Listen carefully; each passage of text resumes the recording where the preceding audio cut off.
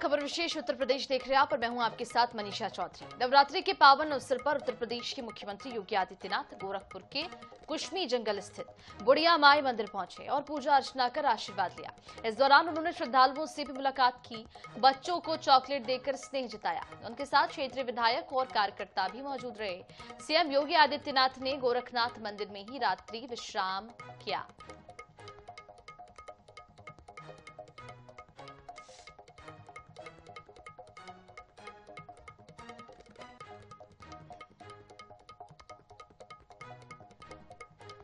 इधर गोरक्ष पीठाधीश्वर और यूपी के मुख्यमंत्री योगी आदित्यनाथ ने सोमवार देर शाम शारदीय नवरात्रि के महाअष्टमी तिथि के मान में गोरक्ष पीठ की परंपरा के अनुसार विधि विधान के अनुसार महानिशा पूजन और हवन किया। साथ ही साथ महानिशा पूजन अनुष्ठान से पूर्व उन्होंने वैदिक मंत्रों के बीच मां आदिशक्ति की आराधना की।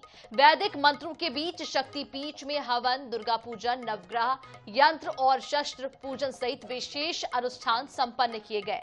2 घंटे से अधिक चले इस पूजन में नवरात्र परंपरा की गूंज पूरे मंदिर परिसर में सुनाई दी।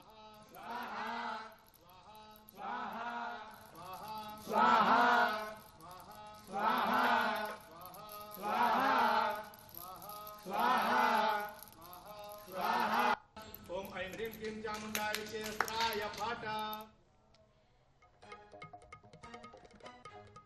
इधर मुख्यमंत्री योगी आदित्यनाथ ने विकसित यूपी @2047 संवाद श्रृंखला में जनप्रतिनिधियों से सीधा संवाद किया। उन्होंने कहा कि आधुनिक और सशक्त नगर निकाय की विकसित उत्तर प्रदेश की राह बनाई जाएगी। योगी आदित्यनाथ ने कहा कि आज हर नगर नई ऊर्जा और नए स्वरूप में उभर रहा है। एज ऑफ लिविंग, स्मार्ट सेवाएं और हरित क्षेत्र ही आगे की कार्य योजना का आधार होगा। उन्होंने प्रधानमंत्री मोदी के नेतृत्व में हुए शहरी विकास की उपलब्धियों का भी जिक्र किया और बताया कि प्रदेश में 127 नए निकाय और 17 स्मार्ट सिटी प्रोजेक्ट ने शहरीकरण को नया दिशा दिया है। सीएम योगी आदित्यनाथ ने बताया कि अब तक 12 लाख से ज्यादा नागरिक अपने सुझाव साझा कर चुके हैं और श्रेष्ठ सुविधाओं को सम्मान भी मिला। भी कैमरे उत्तर प्रदेश के नगर निकायों में लगे हैं, जिसमें नगर विकास ने, गृह विभाग ने और लोगों ने अपने स्तर पर प्रयास करके लगाए हैं, जो सेफ सिटी के कॉन्सेप्ट को देश के अंदर पहली बार प्रभावी ढंग से लागू करने में सफल हुआ है। एक टीम भावना से किए गए कार्य का प्रयास है। हमने इनकम बढ़ाई। जो लोग कहते थे उत्तर प्रदेश बीमारू है, आज कोई उत्तर प्रदेश को बीमारू नहीं कह सकता। आज उत्तर प्रदेश भारत की अर्थव्यवस्था का एक ग्रोथ इंजन बना हुआ है। और इसीलिए जब प्रधानमंत्री जी ने देशवासियों से कहा था आजादी के अमृत महोत्सव वर्ष में कि हमें 2047 के लिए अपना एक विजन डॉक्यूमेंट तैयार करना चाहिए, 2047 कैसा होना चाहिए, तब प्रधानमंत्री जी ने कहा कि विकसित भारत होना चाहिए। और विकसित भारत के लिए उन्होंने पंचप्रण की बात की थी। पंचप्रण, पहले अपने परंपरा और अपने पूर्वजों पर गौरव की अनुभूति होना, यानी विरासत का सम्मान। दूसरा, प्रधानमंत्री जी ने जो लक्ष्य हम सबको दिया वह था गुलामी की मानसिकता को समाप्त करना। यानी गुलामी की ये मानसिकता, अरे साहब नहीं हो पाएगा, हम नहीं कर पाएंगे, हम पिछड़े हैं, हम नहीं कर पाएंगे। नहीं, प्रधानमंत्री जी ने कहा आप कर सकते हैं। ये गुलामी की मानसिकता त्यागनी पड़ेगी। जो अपना है उस पर गौरव की अनुभूति करना, इस कार्य को लेकर के आगे बढ़ना। तीसरा, प्रधानमंत्री जी ने कहा कि जो देश की सुरक्षा के लिए अपने आप को बलिदान कर रहे हैं, देश के स्वाधीनता संग्राम सेनानियों के लिए, अपने वीर सैनिकों के लिए, मिलिट्री और पैरा मिलिट्री और पुलिस के जवानों के प्रति जो सुरक्षा का बेहतर एहसास करा रहे हैं, उनके प्रति सम्मान का भाव। चौथा, प्रधानमंत्री जी ने कहा कि ये सब 3 हैं, लेकिन अगर हम आपसी एकता नहीं है तो हम अपने लक्ष्य को प्राप्त नहीं कर सकते, तो सामाजिक एकता। और 5वां उन्होंने कहा था नागरिक कर्तव्य। हर व्यक्ति अपने अपने कर्तव्यों का ईमानदारी पूर्वक निर्वहन करने लग जाएगा तो विकसित भारत की संकल्पना को पूरा करने में कोई देर नहीं लगेगी। इधर न्यूज डिबेट के दौरान राहुल गांधी को गोली मारने की धमकी देने वाले एबीवीपी के पूर्व कार्यकर्ता और भाजपा प्रवक्ता पिंटू महादेव के खिलाफ एनएसयूआई ने मोर्चा खोल दिया। एनएसयूआई के प्रदेश उपाध्यक्ष आर्यन मिश्रा कार्यकर्ताओं के साथ हजरतगंज कोतवाली पहुंचे और यहां पर एसएचओ को शिकायत पत्र सौंप दिया। आर्यन मिश्रा ने मांग की है कि पिंटू महादेव के खिलाफ तत्काल एफआईआर दर्ज की जाए। उन्होंने चेतावनी दी है कि यदि कार्रवाई नहीं हुई तो एनएसयूआई कार्यकर्ता पूरे लखनऊ के हर थाने में तहरीर देंगे।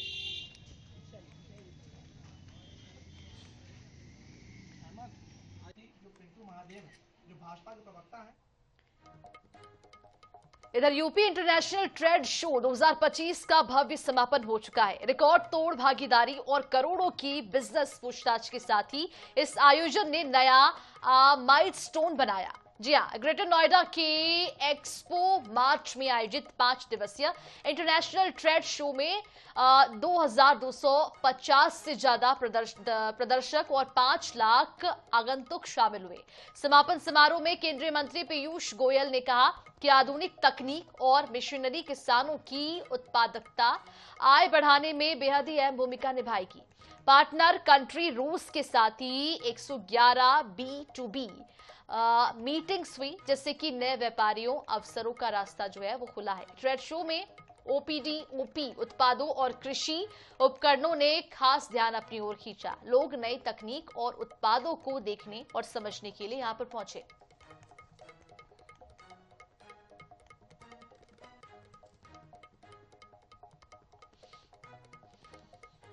इधर यूपी एटीएस ने एक बड़ी साजिश का पर्दाफाश किया। जी हां, शरीयत व्यवस्था लागू करने और लोकतांत्रिक सिस्टम को हटाने की योजना बना रहे 4 आरोपियों को गिरफ्तार कर लिया गया।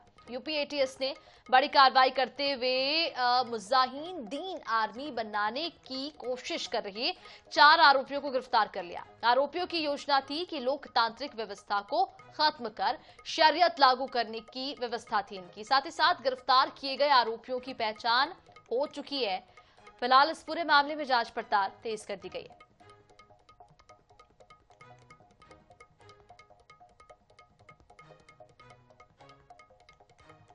तो ये 4 आरोपी वही हैं जिनको लेकर ये बड़ा खुलासा हुआ है और इस पूरे मामले में जांच पड़ताल तेज कर दी गई है। मुजाहिदीन आर्मी बनाने की इनकी साजिश थी, शरीयत लागू करने का मंसूबा ये बना रहे थे। एटीएस ने 4 आरोपियों के खिलाफ मामला दर्ज करते हुए इन सभी 4 आरोपियों को गिरफ्तार कर लिया। तस्वीरें देखिए, ये वही 4 आरोपी हैं जिन्हें गिरफ्तार किया गया।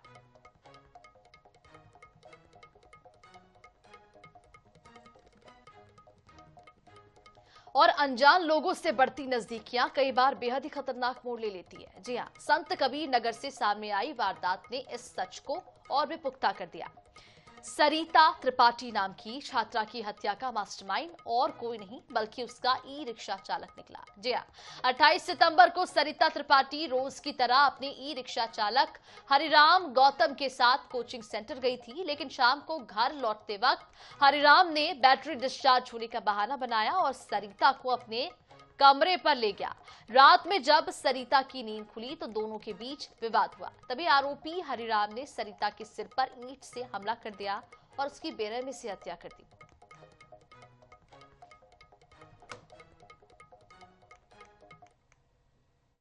हमको 2 बार रास्ते में मरवाई। अच्छा, फिर कैसे तुम कहाँ पे मारे? कहाँ पे, किसे मारे? नहीं, खुद हमको मारी। हाँ, अब करा देंगे। अच्छा, हम अपनी जान बचाने के लिए तुम प्यार करते थे क्या उससे? नहीं, कुछ नहीं। हमारे किस शादीशुदा हम लोग। चलो